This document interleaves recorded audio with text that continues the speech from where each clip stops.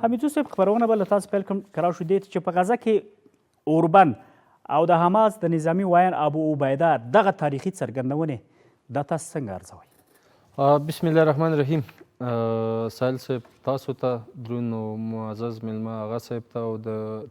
ملي تلویزیون ټولو معززو کارکوونکو او لیدونکو ته السلام علیکم ورحمت الله وبرکاتو. سایل صاحب یو خو دا چې که چیرې موږ دغه دفاع د فلسطین مظلوم ملت وګورو نو داد ورکوو افرینۍ ورکوو او په ډېرې سپېڅلتیا او په ډېرې جذبه او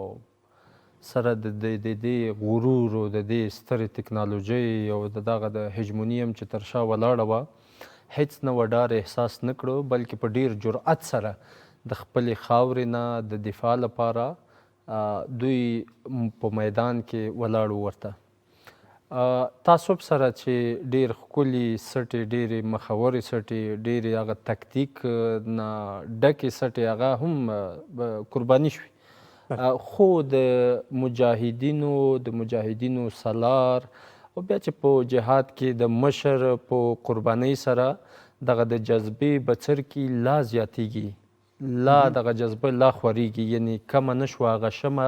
هغه ډیوه لا بلیږي او هماغسې وشو چې د فلسطین مظلوم ملت بیا هم د خپل دفاع نه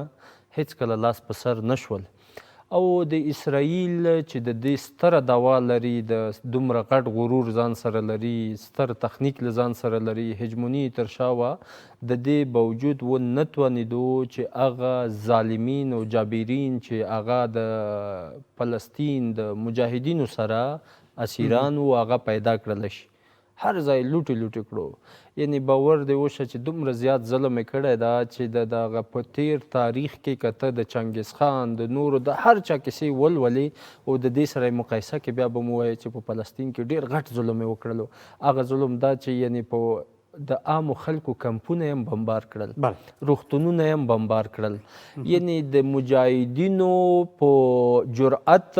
په د مجاهدینو په جذبه کې هیڅ نه وه کمی شتون نه درلود یوازینۍ کمی چې شتون درلود هغه امکاناتو نه شتون و که چیرې د امکانات ورسره وای و همدا اوس هم چې ورسره وي زه درته وایم چې په 2 ورځو کې اسرائیل څه چې د نقشې له روی نه به یې درته لرې کړي